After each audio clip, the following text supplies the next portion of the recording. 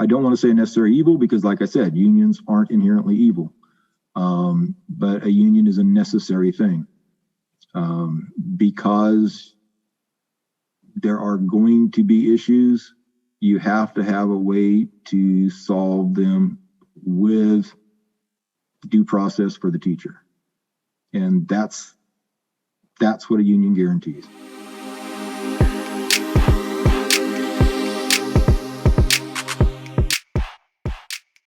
Hello, and welcome to another episode of the Ace Pod, a production of the Association of Clovis Educators. You know, we hear from the opposition a lot, the same old cliched rhetoric recycled from years of anti-union propaganda that the local union will be controlled by the CTA. That unions and administration cannot get along, and unions don't work for those that identify as politically conservative. Now let's think about this. 92% of California educators are unionized. 92%. That's pretty high. And this includes the highest performing public school districts in the state. You know, it seems like these horror stories that we hear all the time might be exaggerated. Or they often come from people that don't actually work in union districts. You know, so in this episode, we're going to go to someone that knows.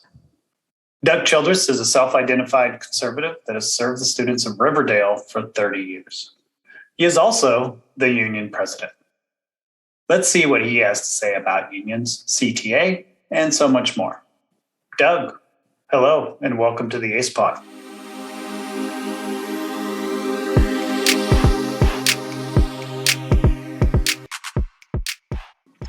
Glad to be here. Good evening. All right, so you come to us from Riverdale, and we're excited to have you because you're, teacher. You have all this experience and a lot of experience with the Riverdale Teachers Association. So why don't we just start with a little bit about yourself and where'd you grow up and where'd you go to school and how'd you become a teacher? Okay, well, as everyone knows, my name is Doug Childress. I am a teacher and president of the Riverdale Teachers Association out in Riverdale. I grew up actually near the town of Riverdale. I grew up right in between the towns of Riverdale and Carruthers.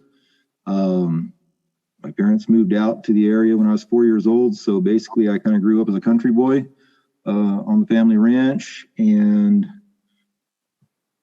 went to kindergarten in Riverdale schools, graduated from Riverdale High School, and then basically went up to Fresno, started at Fresno City College, transferred out to Fresno State, and started out actually not sure why, but thought I wanted to be an architect. And that lasted a year. And although I really enjoyed the technical part of it and the technical drawing part of it, I just didn't really enjoy the professional part of it. So I kind of went back to what I kind of had thought of doing off and on throughout my educational career for various reasons. Part of it in elementary school, I had some teachers who were less than ideal, to be politically correct. And I've always kind of been, I guess, either blessed or cursed with a critical thinking mode in my mind. So even as a young child, I critically thought about a lot of the things that were going on as I went through education, and I wasn't happy with a lot of it. A lot of the ways that some of my friends were treated who were less than scholars, let's say. And so that just kind of led me down the road of thinking I wanted to get into teaching and then some coaching and things like that. So I got sidelined by the architecture thing for just a little bit, and then I said, nope, that's not for me. And I went back in, and luckily I'd only done a little bit with architecture. I had continued taking all of my general ed and had taken some liberal studies things, so I didn't get too far behind, and just started going back into the educational field. It took me a while, and I worked part-time. Went to school full-time, worked part-time, then ended up working full-time and going to school part-time. So I didn't start teaching until I was 30. Again, because I came from the rural area. My family was on a little farm, and when you're on a little farm, your family doesn't make a lot of money. So, and I put myself through school. I didn't do the scholarships. I didn't get loans. I didn't do this and that. I had a thing that I wanted to do it on my own. So I did it on my own. It just took me longer. In the meantime, got married, started a family. I worked in education. I actually worked for Fresno Unified in the operations department while I was going to school, because basically it offered decent pay and it offered benefits and insurance for the family. So it was a good way to put myself through school, and also gave me a little bit of a taste of the union life. So I did early on. I kind of saw a little bit of union in action, and then when I started teaching, I already had a little bit of a background, so I kind of knew what was going on. It wasn't anything new to me. Did you start teaching in Riverdale?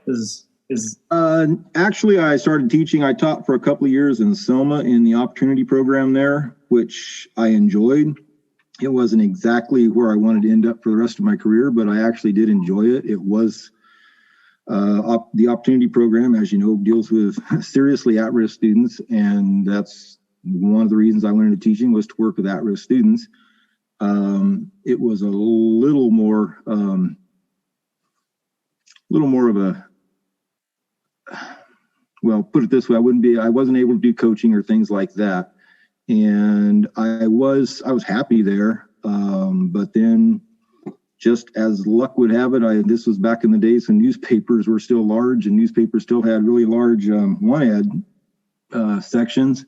And I happened to pick one up during a break, because at the time I was working at Selma, I was also still working evenings with Fresno Unified. So at my break one night, I opened the paper and just looked through the classifieds, and there was a job for a 6th grade teacher at Riverdale Elementary. And that was my home school, my home elementary school. And I'm like, oh, well, this was for a reason. So one thing led to another, and the following year I was teaching in Riverdale. Imagine that, finding a teaching job at a newspaper. Yeah, that's not something that happens nowadays. My God, yeah. The opportunity program, was that middle school? It was middle school, high school. Yeah, I was at the time I was with Selma, I was working with the 7th and 8th grade opportunity students. Yes. Yeah. Could you, just for our listeners who maybe have never heard of opportunity, could you just talk about what that program? Basically, the opportunity program in Selma, it's basically their alternative education program. The students who are, for whatever reason, either discipline or truancy or whatever the reason, they're removed from the traditional school program. They're sent to what is called Heartland School. I'm assuming it's still there, and I think the last time I was through Selma, I drove by and still saw Heartland School there. I don't think they've moved it. They're sent to Heartland School, the alternative education program, or basically the 7th and 8th program is called Opportunity. But it's basically the alternative education program. Right. All right. So, after doing that, you find the 6th grade job in the newspaper in Riverdale, and you return to your home school. Were you still living in Riverdale this whole time? No, actually I had lived for quite some time. We had lived in Fresno Clovis while we were renting there. And then I was actually renting a home from a family friend just west of Carruthers at the time when I was working at Selma. And then, was still there when I started at Riverdale, but then basically we have the family ranch. So we ended up building our house on the family ranch. And so that's where I live now. So basically I'm living on the same property I grew up on, and I'm teaching in the school that I went to when I was growing up. So all right. And I haven't gone too far from my roots, I guess. You took a little journey out to the big city of Fresno, right? And then worked your way back. How long have you been at Riverdale now? In Riverdale, this is my 30th year, because I have 32 years total. So 30 years, 32 years total in teaching. Yeah. And what grade levels have you taught? I did 6th grade. I told you earlier it was 30 years. I did teach just 6th grade for 28 years, and now 2 years in 5th grade. And what have you coached? I've coached. What have I not coached? I've coached football, basketball, track, Soccer. I haven't coached baseball. So, and boys and girls, basketball. We do flag football. And I've taught, it's been coached at the junior high level and the elementary level. So for a long time, I stopped coaching about 5 or 6 years ago. I just too many other things going on. I wasn't able to put the time into it that it requires. So I've given it up to the younger crowd. Yeah. So will you just, talk about Riverdale a little bit, kind of what how many schools, how many students, what's the demographic like? Riverdale it's a very small community. It's really about the same size it was when I was growing up, while it has changed considerably in the overall look of the town since I was a kid. It still is in many ways the same. We have basically 3 campuses. We have our primary school, Phipps Primary, then we have the elementary school, and then we have the high school. There's also an alternative at Horizon High, which used to be a separate campus, but it is now housed within the high school campus. So basically 3 campuses. Riverdale is a very rural district. Predominantly, the families, we have a lot of dairy, so a lot of dairy worker families. Basically, if it's not dairy, it's some other form of agriculture. We're basically just an agricultural rural community. So you have a primary and then an elementary, and so is the primary K-3? The primary is K-3. The elementary is basically a blended elementary junior high. We are 4-8 technically, and that's one thing we are working on, is changing the 7-8 schedule to where they're more in line with such like a high school schedule or a traditional junior high schedule, because right now they're kind of a blend because they have to kind of fit in with us because we share music teachers, we share a few things. So we're working on making them more of a true junior high. There's some growing pains with that, but we're working it out. Had the pandemic not hit this year, we probably would have worked it out this year. We're pretty close. We're not close enough to call it done yet. So we're going to stall it off another year just to kind of segue into some union activity. This is a bargaining year, and we were going to work language into where it did deal with the junior high schedules and all that, but we're putting that off till next year. This is going to be a 1-year contract anyhow because of the pandemic. We're purposely doing a 1 year. So we want to do it right. So we're waiting till next year before we totally separate the 7-8 from the 4-6. I mean, we're still going to be on the same campus, but it's going to be it will have more of a feel of 2 separate schools on the same campus once it's done. And, before we get, segue into your union activity, but, how big is how many students at let's say the high school? Well, you can almost, it's pretty even. You can say pretty much our ADA hovers somewhere the high 14s to the mid 15s I think we're at 1480 right now because we've lost obviously some ADA to the pandemic. Right. We normally hang out around 1550. And you can it's roughly 500 at each campus. Okay. 550 at one, 500, and so right. Between 5 and 550 at each campus. Okay. All right. So now let's segue into the union activity. Will you just how did you you talked about your experience in Fresno Unified and getting kind of some exposure, and then when did you kind of get active in Riverdale, and then ultimately how did you become the president of the Riverdale Teachers Association? Basically, I've never really been a strong union proponent, simply just because there are lots of things unions do I don't agree with. However, in education and in some other fields as well, I do feel unions are necessary simply because of the political nature of the career. And going into teaching, to be honest, the reason I joined RTA, or basically CTA through RTA, the reason I joined was basically just the pragmatic decision that I wanted the $1 million of legal coverage, and the amount I pay for my union dues per month, I could not buy a decent legal insurance that's comparable to that anywhere else. So it was just pretty much for the first few years that I was in the union, that was pretty much the reason I joined. The longer I was in it, and I did start going to some meetings, and then of course I was younger and I was a little more cavalier in my younger days, and not quite so, let's just say I didn't bite my tongue as well as I should have maybe sometimes. So, and in a small district, that can be worse than what it is in a big district, because what you say gets around town really quick. Yeah, harder to hide, right? Yeah, so there's a couple of times that I clashed with a few parents, and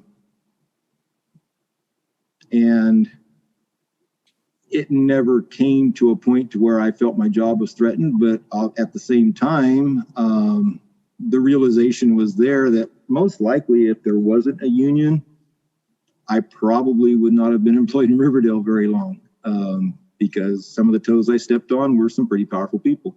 Yeah.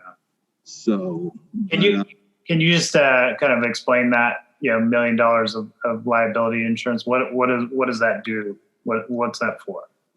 Basically, as part of your benefit when you're paying dues, if you're a dues paying member with whatever local is, but you're obviously tied to CTA. So CTA provides $1 million worth of legal coverage for any job related.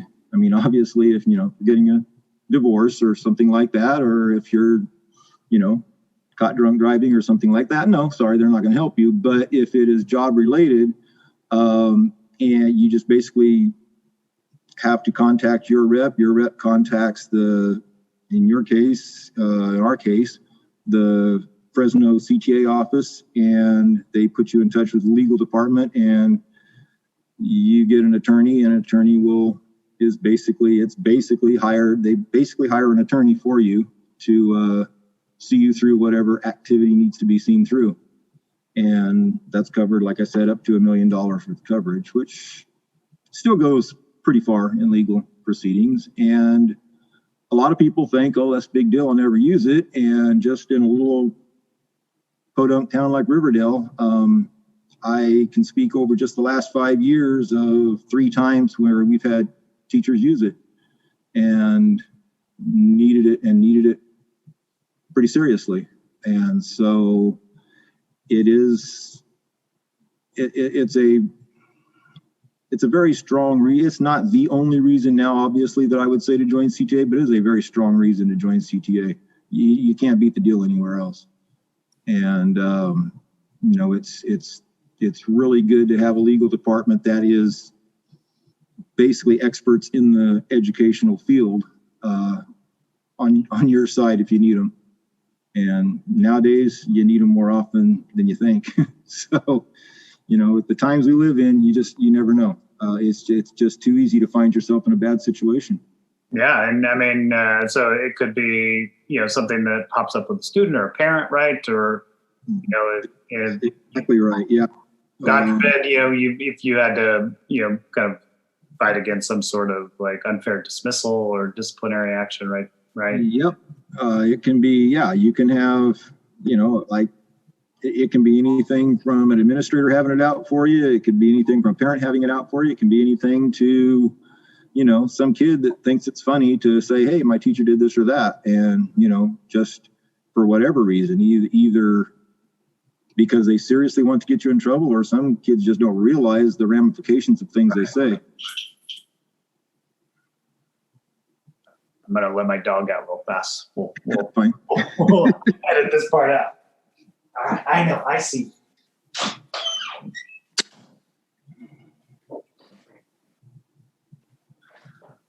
Okay, so I mean that sounds, that's one of the benefits, right? What are well, let's do this. How did you go from that pragmatic decision to, hey, now you're the president? Yeah, well, and before we go there, let me just put it this way. My mom for years taught in a very, very small rural district to the northwest of me. Their ADA was like 100 they were a K-8 district, and they were not union. And my mom I'm termed a conservative. My mom is about probably my level of conservative times 10. And yet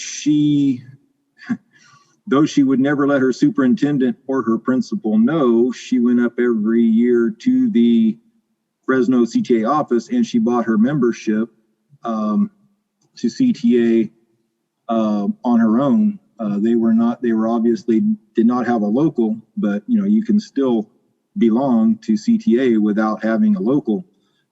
It's not as easy for you, and you don't have quite as many benefits. Obviously, you're not bargaining your contract or anything, but she did it basically just because of the legal protection.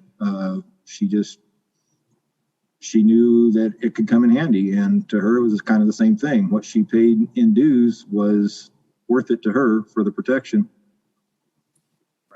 Right. Okay, so that pragmatism runs in the family then, right? Yeah. Pretty much. Yeah. So so how'd you go from that to being union president? Well, as I said, for the first couple of years, I went to a couple of meetings here and there, never was really that involved, was kind of busy, was coaching, was doing other things. So found that and other reasons not to go to union meetings. Then I ended up going to a few, and then kind of got a little more, not necessarily involved, but just kind of paying attention to things that were going on, and kind of took part in some discussions on bargaining and things like that. Never really anything too serious. And then, like, lo and behold, I think one meeting I didn't go to, I got nominated to be a site rep because basically I became a site rep in absentia, just basically because they could nominate me and elect me, and I didn't have anything to say about it. So I became a site rep, and then as site rep, I became obviously more active, and that's when once you become active, it kind of opens your eyes, because there's a lot of things that go on that in your everyday teaching life, when you're busy, you don't realize what's going on. And I mean, it's like I say now, me and my partner teacher, because my partner teacher also she's my treasurer of our local. And so we talk quite a bit about union stuff, but it's like, there's so much going on that teachers don't know about, they're insulated from because of things that are going on in the background, and which is good because they can then concentrate on their jobs rather than all this other stuff. And that's not to say that it's all bad stuff. There's good stuff going on, but there's still things that need to be done in the background that the union does. As I became more active in that way, as I saw more of what is done at the local level, I became a little more interested. And then, after being a site rep for probably 10 years or so, the vice president's position came open, and I ran for that and got that. And so then, working in conjunction with my president, who I'm termed conservative, my president at the time was the opposite of conservative, and yet we worked very well together. We kind of balanced each other out, to be honest, because, well, she realized that while she thought I was a conservative, I'm more towards the center than she thought I was, and I thought she was always pretty far liberal, and I found out that she was a lot more central than I thought she was. So the bottom line is we ended up actually working very well together. Now, I will say our styles of how we work with the district are night and day different. Not to say that what she did was not right. She did very well. She was our president for a long time. She actually basically before she came and before she became president, there was no RTA. We were not members of CTA. We did not have a local. So she developed the local. But she also, I think, because of that, she had a very strong feeling about it and she had to fight her way up. So that kind of, I think, hardened her a little bit. Whereas I came in, I didn't have to do the hard work. So it's a little easier for me. And I will say when I took over as president, when she retired and she left, which was 3 years ago, we weren't necessarily in a great spot with our district. We weren't in a bad spot, although I will say three or four, I can't remember now. I'd have to look back. Negotiation cycles ago, I mean, we went as far as basically going to arbitration. So it was a tough time. We butted heads quite a bit with our superintendent and with our board, and it wasn't as bad as many districts are, but it was a lot worse than what we are now. When I took over my first year, I won't say it was rough, but it wasn't easy. I had to work and develop a lot of trust with the superintendent and with board members. In the meantime, we have had some board members change. So I think our board's kind of heading in a better direction than we were. But the main thing, and I've mentioned it before, is basically I got my superintendent. I got a thing from CTA in the mail, in my email one day about the Labor Management Initiative, LMI, and I forwarded it to my superintendent, and he said, all right, let's go. So we went, and that is the best, that was the best thing I ever did for the relationship of RTA in our district. And it's made a huge difference in the way that we work as a district.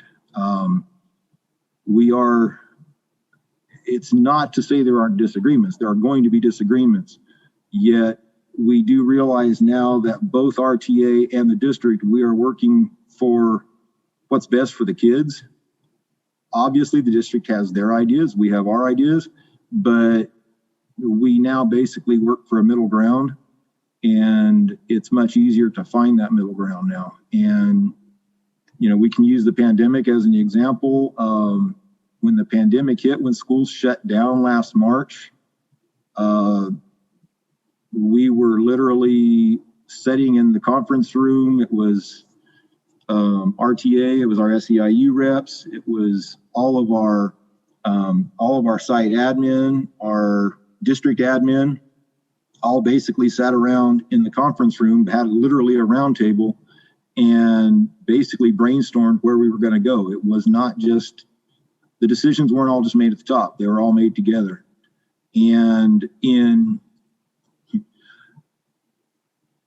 literally 2, in some cases 3 days, we had laptop computers in all our kids' hands. We had hotspots in the hands of kids that needed them. We went from being a traditional rural school using laptops here and there, but basically, textbooks, paper, pencil, this, that, the other. We went from that to basically a totally online school in less than a week. Couldn't have done that if everybody didn't work together. And it took a lot of work. It took agreements from teachers. It took agreements from our tech department, admin, everybody. But we pulled together, and not to say there haven't been rough spots, there have been, but the rough spots have basically come from mandates from the state and from other things. It really hasn't come from disagreements over anything with the pandemic. There hasn't been the need for bargaining on every single issue, because we can just basically sit down and talk things out and work things out without having to bargain every single item. And the superintendent, literally, I laugh joke with my partner, because my partner teacher, because literally I'll be sitting here teaching, and I'll either fire off a question to the superintendent, or he'll fire off a question to me in email. Next thing I know, he's walking through my door, and we're having a quick discussion for 2 minutes and before he moves on.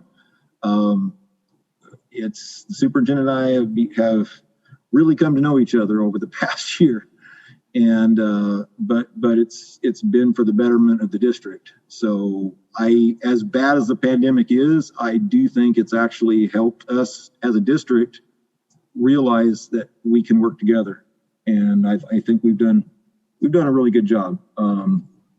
I have to, and it's not.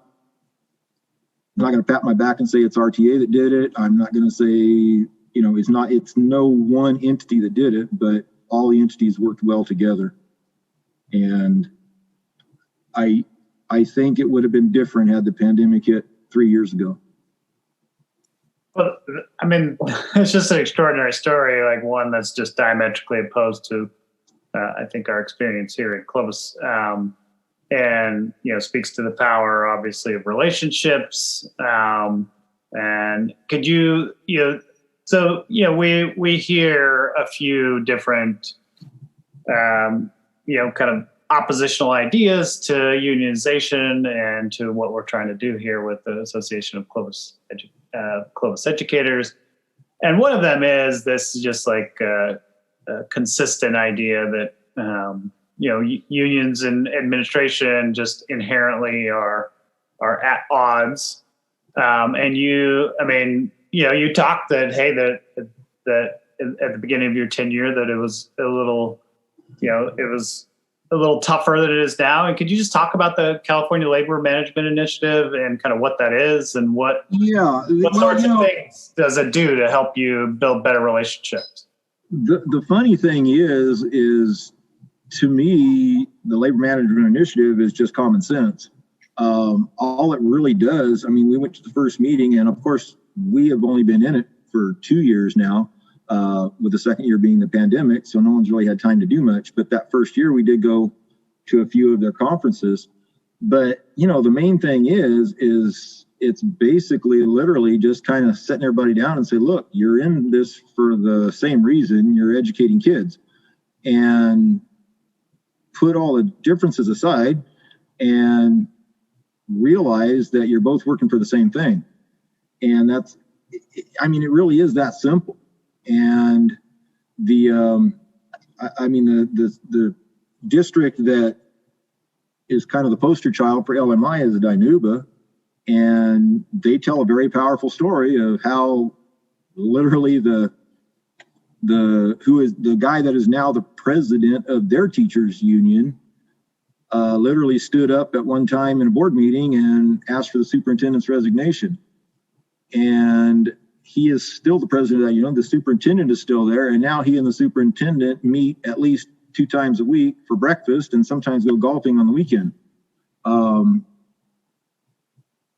Still don't agree on everything, but they found out how to work through everything. That's all it is. It's a lot of it's putting egos aside and putting kids first, like you're supposed to. And if people realize that you can do it, and if your administration and your union leadership are willing to do it, it can work. Now, obviously, both parties have to be willing. But again, and I've said it before, a union. I'm not saying every union and every local is working as well with their admin as we are. Clearly, there are those that aren't. Everybody, I'm sure, has read the papers and seen the stories from LA Unified over the pandemic and all this and that. That's a whole other story. Your union and your union membership and your union reflects your membership and your membership's thinking. If you have union leadership who is not mirroring what the membership wants, the membership can replace that leadership. Your leaders should represent the makeup of your district, of the teachers and how they feel.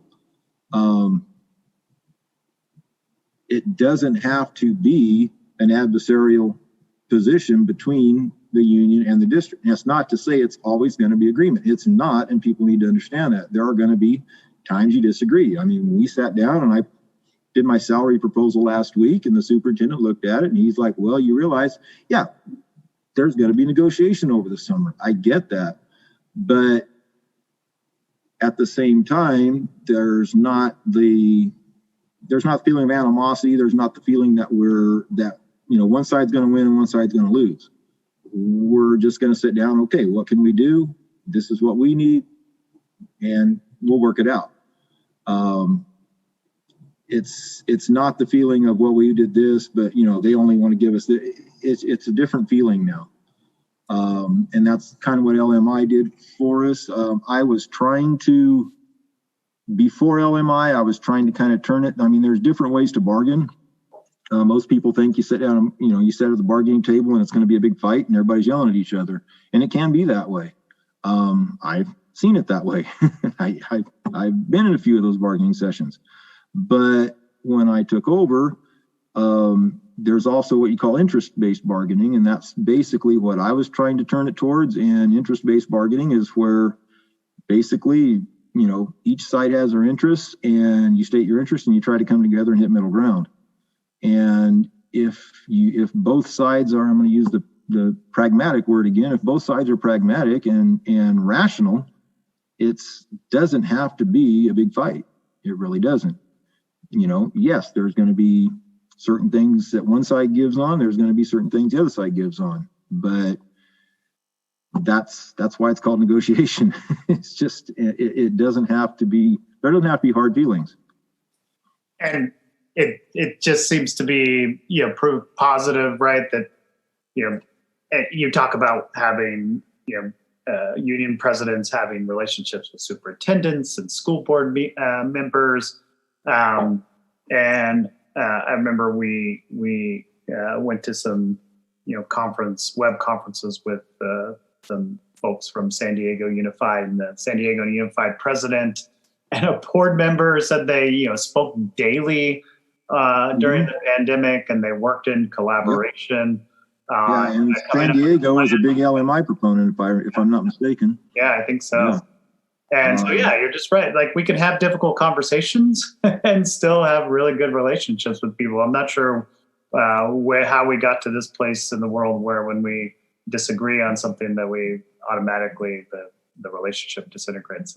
Because I can't imagine making it through this pandemic had my superintendent and I not had the relationship we have, and not have built the trust we have built over the past couple of years. Because just like you were saying with the people in San Diego, I mean, last summer, I didn't go anywhere except here into town and basically in his office, or, I think I met with him, if not once or twice a day, maybe sometimes 3 times a day. I was literally sitting in his office, and you'd see, we'd be discussing something and he'd say, well, this mandate has come over. And then literally while I was in his office for an hour, the mandates changed 3 times. So, it was just both of our heads were spinning, his way more so than mine. I flat told him, I said, they couldn't pay me enough to do your job this year. It's easy for me to sit here and give my perspective. His head it's calmed down a little bit, but it was a rough year for all admin. Obviously I'm not going to give him a free pass or anything, but it was a tough year for admin. I definitely think so. I think, our superintendent, Dr. O'Farrell, is, she's had a year. I think she's had some successes, and, I think she's done the best she can, but it's been rough. Well, the thing is, and I don't want to overstate here, but it might have been nice had you had a teachers organization and had there been a relationship there, because then a whole lot of the things that she had to shoulder on her own, she wouldn't have had to. I think that's a great point. Yeah. It's, there's like, not only is a union only for negotiation, but there are many times when I have sat there and I said, look, let me go back to my membership. Let me present this to them. Let me get the feeling, and then we can go from there.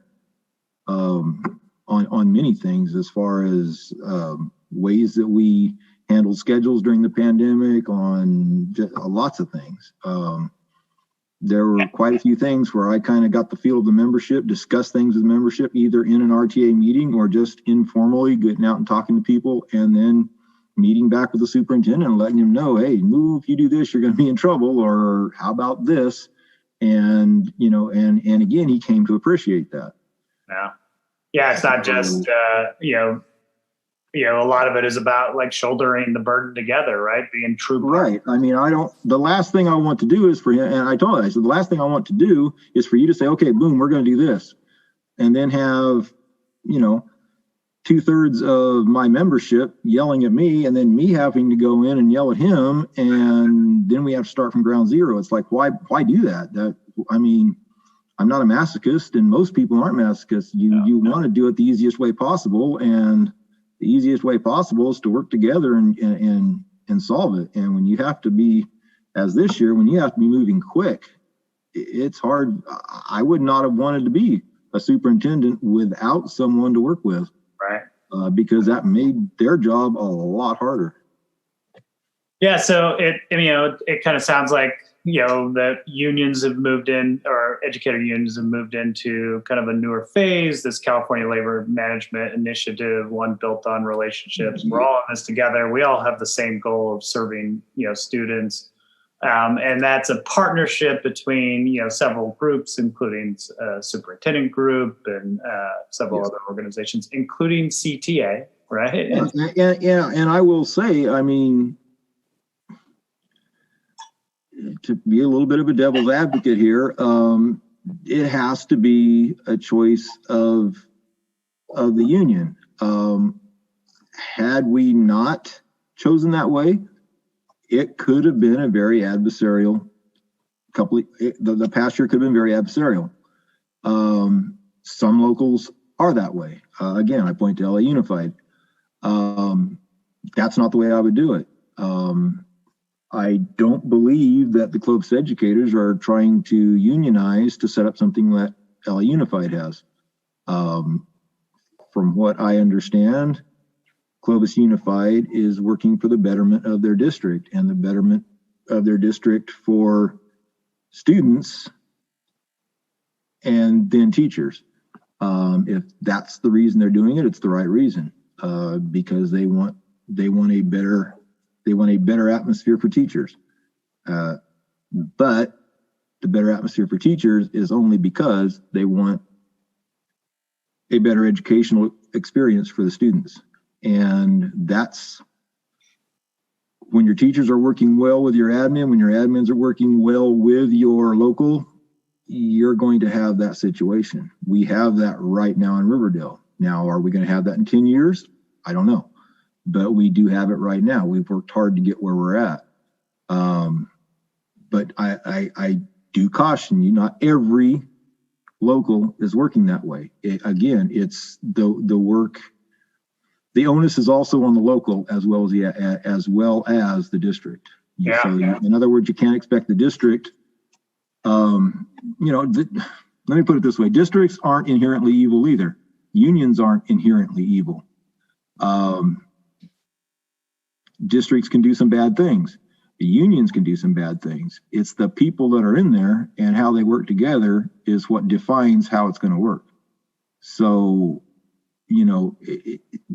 having a union, having your teachers in a union, having a strong local sets up what you need to have a very strong district.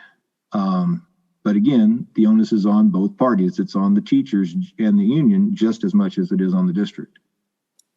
So I think you're getting to kind of the next idea here that we hear a lot, and that's that, the idea, right, is that the way you talk about it is that the local has, a lot of control, a lot of say of what, they become, and it's a reflection of the people that are in leadership. And, what we hear a lot is that CTA is going to run the show. And so could you just talk about your experience with CTA? How much are they involved in the day-to-day operations of the Riverdale Teachers Association? They may not want to hear this, but frankly, CTA sends me email and sends me my portion of our dues check every month. And that's about the influence they have on me. Basically, I run my local. Obviously, I'm here to represent the teachers. If I have a teacher with an issue, I take care of that. Yes, I file grievances if needed. The really cool thing in the last 2 years, I haven't had to write a single grievance. And I told the superintendent that. I said, my goal is to write no grievances the entire time I'm president. Wait, in 2 years, you haven't written a single grievance? Nope. That's amazing. And none of my site reps have. Because if we have open communication, we can solve it all before it gets down to written form. And we do have open, and I will say we have a site right now. One of our sites is having leadership issues, and there are problems there. But again, I've yet to write a grievance, because if something makes it from site rep to me and I discuss it with the superintendent and he has trust in me that it's a real issue, and he goes and has a talk and things are taken care of. So far, nothing has raised itself to the level of a grievance, because everything has been able to be taken care of informally. So it's not to say that next week I might have to write a grievance. I don't know. But knock on wood, so far I haven't had to. And that's my goal. My goal is to solve everything informally. And lean on those relationships, right? And lean on the relationship. The teachers have relationships with the site reps. The site reps know they can come to me, and rather than writing a grievance, and obviously we're a small district, so I'm not saying that a district the size of Clovis that it would work all that well. It would be nice, and I would like to think that all of your many site administrators would have a good relationship with your site reps, and your site reps could deal with things informally with site admin. Now, that doesn't mean that something isn't going to raise itself to a level of a grievance that has to go above that, but we would hope it never would. That's probably living in a fairy tale land, because a large district, you're going to have issues. You're going to have more issues, or issues that just get more serious than they do in a small district. So there's probably going to come a time where things have to be done. But again, as long as everyone trusts the process and does the steps of the process correctly, it's still not a big thing. A grievance is no big thing. It's just a basically formal writing of something that needs to be solved. And it just gets solved at a higher level. All right. So, just back to this CTA thing. So, we've heard a lot of these kind of things about, the third party and about CTA and just some, kind of things. So just real quick, let's just go through a few of these things. Will CTA take a portion of negotiated raises? No. What CTA, CTA, you set up your dues. You would work with your local rep to set your dues where you see fit. And there's various ways you can set your dues at different levels. It depends on, there's a base level, then there's a level where you build an account, basically, if you think you're going to go to arbitration or this or that, where you need legal funds. That's all to be set. That's way over my head. That would be for you and CTA to deal with when you sit down and initially set your dues scale. But once your dues are set, that's what CTA gets.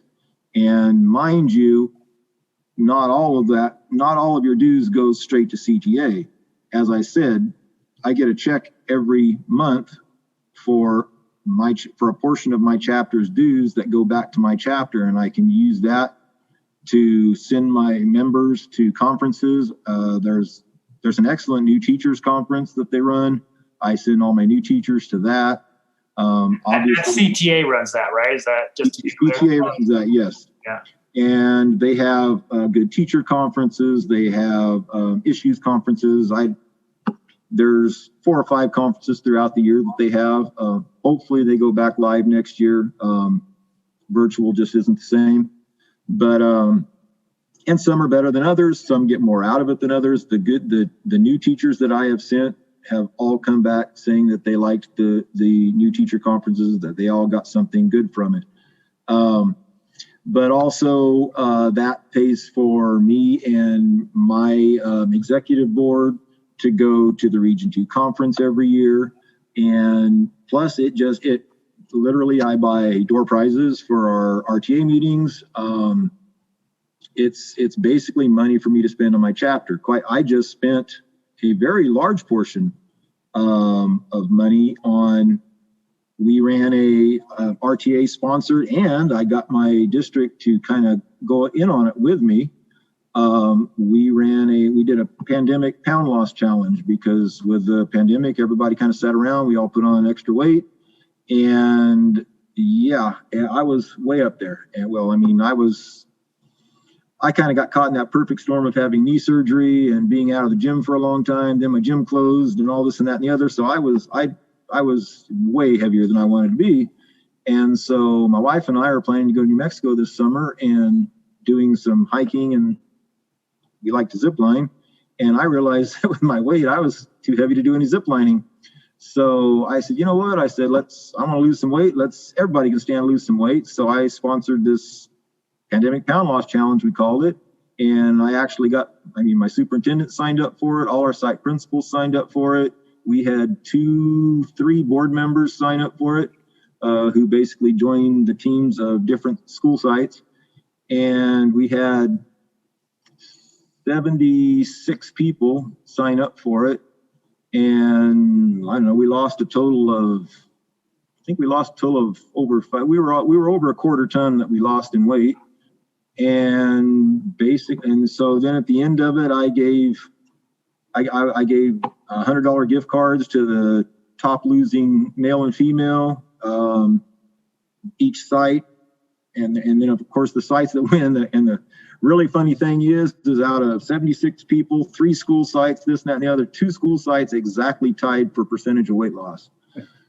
So while I was planning on buying roughly $30 gift deal, I had to buy like 60. So it was a good chunk of change I spent. But like I said, the district kicked in some money. They were able to pull some money from our insurance, our health and welfare insurance carrier.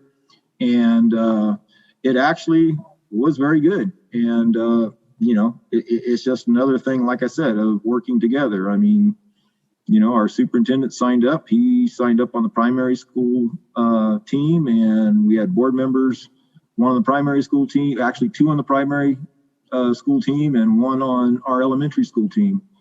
And, it was quite interesting when I revealed the results at the last board meeting. Everybody was, it was a fun time. Yeah. It's not what you would expect a school board to sound like, because it was, everybody was kind of ribbing each other over it, and it definitely had an informal feel to it in a formal meeting. So it was good. It's a positive thing. Part of that culture that you. I did it to lose. Yeah, I did it ostensibly for everybody to lose weight, but at the same time, I was sitting there saying, this is also a really good way to build a relationship between union and district. So, and it worked. So, and that's a portion of my dues money that allowed that to be possible. So, one of the things that we hear a lot about from the opposition group is that, we're going to go on strike. So, I find it hard to believe, given the relationship that you're talking about, that a strike is anywhere in your immediate future. But when was the last time the Riverdale Teachers Association went on strike? I do understand that Riverdale teachers did strike. We're talking, let's say I graduated from high school in Riverdale in 1980. I came back in 1993. Sometime in between those 2 times, there was a strike. I tend to think, I want to say it was in the mid 80s, 84, 85, somewhere in there. To be honest, I'm not even sure or positive that RTA existed at the time. Right. It's been so long ago, I couldn't even tell you about it. I do know they did strike. That's all I know. I also know that if if anybody is going into a union wanting to strike, they're crazy. The strike is the atomic bomb. You may win your point with a strike, but I guarantee what you will do is you will fracture your relationship for many years to come. And everyone who is on the school board, everyone that is on the admin team, and every teacher will remember that strike the rest of their career. It's not to say that you should never strike. There may be an issue that comes along that is so powerful that you have no choice but to strike, but it is the absolute last result. There's arbitration. There's other things to do before strike. What does it take? You're at this real powerful, significant issue. Well, I mean, in the first place, you can't strike without taking a vote from your teachers, and you have to ratify that with your teachers. So you would have to have the issue would have to be so strong that over half your teachers feel strong enough about it to vote for a strike, because the union can't just declare a strike. The membership has to ratify the strike. So, I can't. There are some districts that have some serious problems, safety issues, things like that. I can think of like Oakland. I think Oakland had a strike within the last 5 years. And, if you have an admin or a board that is just absolutely not listening, and you have issues that must be taken care of for the safety, health, and welfare of your membership, then perhaps you could get to a place where you would need to strike. Personally, I cannot see ever getting to that place. To me, everything can be solved or resolved sooner. Unfortunately, there are some people that just like to take the rebel stance on everything, and first thing they want to say, the district doesn't want to give us 10%, let's strike. Right. That's crazy.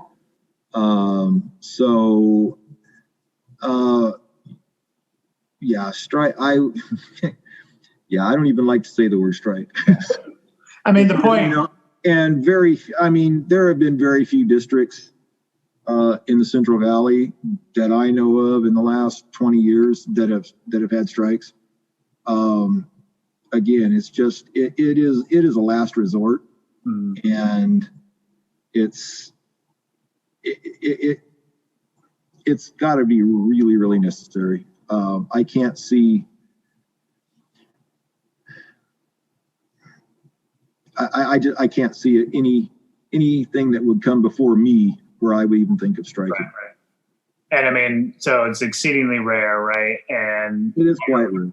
And you got to get to a point where, you have no other option. But then you still have to get, the majority of your members to vote for it, right? It's not like ratify the strike. Yes. Yeah. CTA doesn't come in and say, "Oh, you're going on." CTA will never come in and say you're going to strike. No. All right. So, just that last layer of redundancy, right? Where, yes. All right. So, the last thing, one of the last things that we hear a lot about is, Columbus is obviously a very conservative community, or has conservative roots. And you have talked quite openly about identifying as a conservative. You've mentioned it several times throughout this podcast. And, just talk about kind of that, being a conservative and being a union president. Well, CTA is, I will say, I'm not going to lie, CTA is a somewhat liberal organization. I am a somewhat conservative person.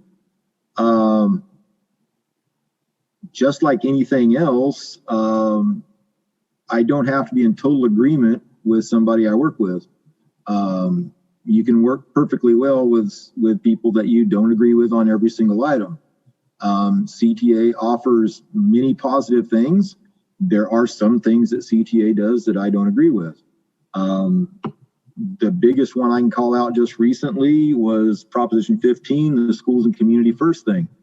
I was totally opposed to that, and CTA was strongly backing it. So I mentioned earlier going to Region 2. I went to the Region 2 conference that year, the year that they were trying to get that on the ballot.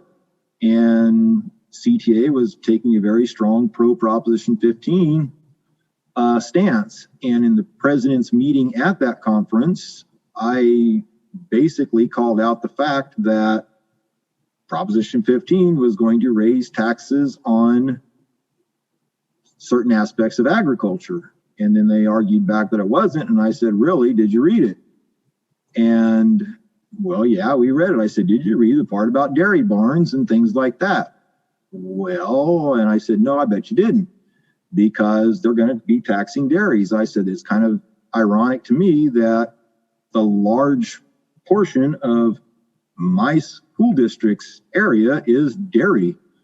And we raise property taxes on all the dairies, many of those dairies that have been family owned for generations, that are pretty much running on a razor thin line as far as profit and everything else. I said, those dairies close down, those dairy workers go away. What happens to my school? Because guess where those kids are coming from? The family of those dairy workers. And so we got into quite a spirited discussion of dairy finances. And the funny thing is then some of the presidents from the Chowchilla area said, hey, wait a minute, we're dairy too. And then some people from Southern California, we're dairy too. So it became a rather heated session.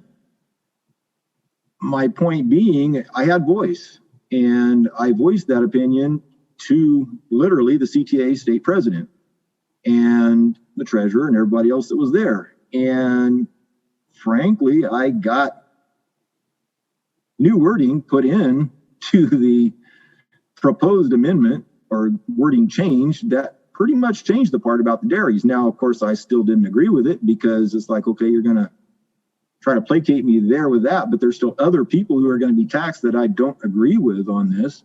So I still never backed it, but I did get listened to, and I did get some change done. And here I am, president of just a little tiny local, but I voiced my opinion and others. And so I was able to facilitate a little bit of a change in the state organization just at that one meeting. So, again, I don't agree with everything CTA does. There are other stances they take. They've kind of delved into gun control sometimes, and I tend to think that's just not an issue that really CTA should be taking up. Guns are already illegal in the classroom. We know that. We don't really need to go any further with that. And my caution to CTA is every time you take a stance on a kind of a firebrand type issue like that, you risk alienating a certain part of your membership. And unless it directly affects my classroom, I really don't like you backing certain things in the political spectrum. Now, is that going to change everything about CTA? No, it's not. I realize that, but I'm still able to say my piece at all the meetings I go to. I'm listened to. Sometimes I get action, sometimes I don't. It's no different than the political spectrum of the country. I vote every election. Sometimes I win, sometimes I don't. Doesn't mean I stop participating in the process just because I don't agree with what happened. So it's kind of the same thing with the union. Just because I don't agree with everything they do doesn't mean I'm not going to participate in the process.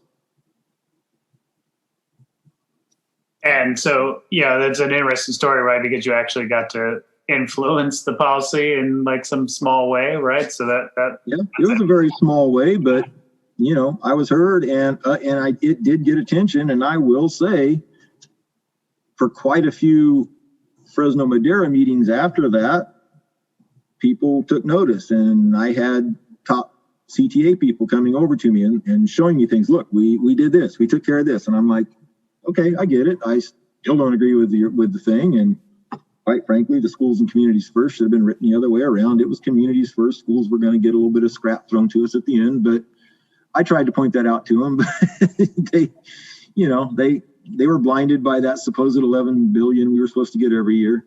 Yeah. That would have trickled down to nothing, but whatever.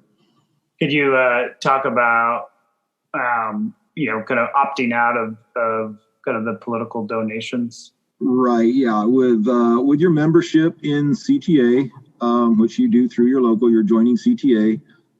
There is a part on your on your membership form where you can opt out of any of your dues going towards CTA's political action. So no portion of your dues have to go to CTA's political action. Many of my teachers and myself have checked that box, and so that our dues go strictly for other, basically the administration costs of CTA, and then, like I said, so a lot of it comes back to our local chapter, but none of it goes to further any of the political practices or political activism of CTA. And I guarantee that, and I don't say that with a wink, wink, and oh yeah, they say that, but they still do. No, I've been to financial meetings, and as it's audited, it's accounted, and you can believe it. It doesn't go to any political activity. So this money then goes to help local unions for your infrastructure, for your weight loss challenges, that sort of thing, but also professional development for teachers. Is there training for site reps? There's site rep trainings. Yeah, there's site rep trainings. When you go to the larger conferences, you have trainings for your officers. Obviously, there's president training. There's treasurer's training. There's all the other things they put on. They put on 2 good teaching conferences. They put on the new teacher conferences. They put on the issues conference. There's those all require quite a bit of money. Yeah. Just the Region 2 conference in Reno costs a lot. Yeah. And yes, it's Reno, and we're California Teacher Association, and yet we go to Reno for the thing, but there is a reason for that. And I questioned it as well, but it does make sense to me that when they're all done, it's held in Reno. Yeah. So, and one of the conferences is held in Vegas, which, you get to go to a conference and you get to go to Vegas. It's not bad. It's a little perk that goes along with it. If you like Vegas, I'm not really necessarily a Vegas fanatic, but if you like to go to Vegas and get a conference at the same time, that's good. Another thing is, it's kind of a minor detail, but when you do go to CTA conferences, I use this myself. You can, because you're going for trainings and everything, CTA has an agreement with Chico State to where you can buy professional growth units. For as far as I know, it hasn't changed. Their cheapest professional growth units you can get, they're $60 a piece. And I think I moved up my last salary step strictly by using Chico State university units at $60 a pop. So that wasn't bad at the price of units nowadays at college. Yeah. All right. So lots of perks there. And, aside from, conferences in Vegas, which I do know a few teachers in Close that would really, really like that. But, just as long as they go to the conferences as well. I go to the conference as well as the other stuff. Why should educators in Clovis Unified sign the union support petition? Simply because, like I've said, the career of in education, any career in education, especially the career of a teacher, it's an extremely rewarding career, but it's also a career where you're in constant danger of whims of the public or whims of administration. Things can change from one year to the next. Things can change from one day to the next. You never know. Having the peace of mind of having the union behind you is well worth what you pay in dues. Besides having the $1 million legal coverage, which, yeah, that's the big thing to me, but just having the knowledge that if for some reason you get an evaluation you don't agree with, if you get something that's unfair, if you are in danger of being terminated unfairly, you have a union behind you. And what a union does is it's not going to keep a bad teacher from being fired, but it is going to make a district go through the due process, just like the judicial system has to go through due process. You know, a teacher who has done something that warrants termination is still going to be terminated. It's just that teacher will get due process.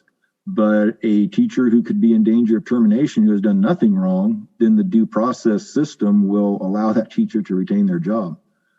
I've seen it many times over 20 years, just in this small district. So I'm sure it happens a lot more in larger districts. So things happen. We like to think they don't. We like to kind of, just kind of stay within our classroom, stay within our box, and think, gee, nothing's ever really going to happen. Sometimes it does. And it's really nice to have the peace of mind that you have union protection behind you, if it does. Hopefully no teacher ever has to use it. But in the real world, I know that teachers will have to use it, unfortunately. It's I don't want to say a necessary evil, because like I said, unions aren't inherently evil, but a union is a necessary thing, because there are going to be issues. You have to have a way to solve them with due process for the teacher, and that's what a union guarantees. All right, Doug.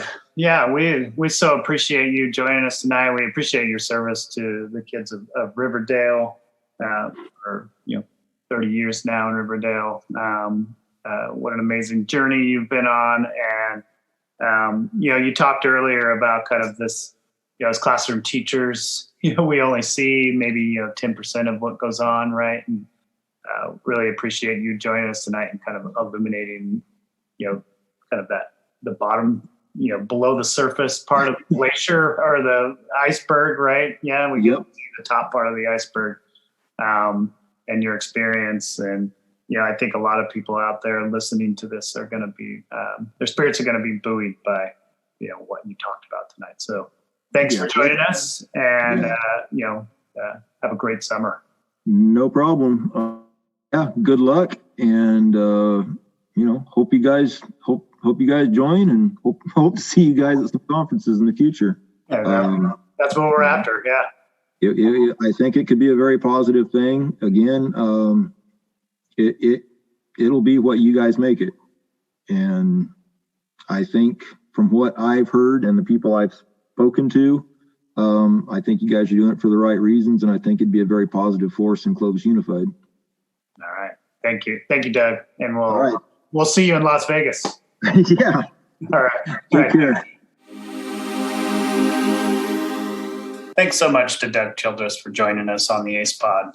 He has a really compelling story about an effective organization and how an effective organization can serve the needs of students and all of its members, all while fostering a positive and collaborative relationship with administration. We hope that the beginning of this school year is going well. And as always, if you have any questions, if you need our support, or if you would like to join ACE, you can find us on the web at www.cloviseducators.org. Thanks for listening, and we will see you next time on the ACE Pod.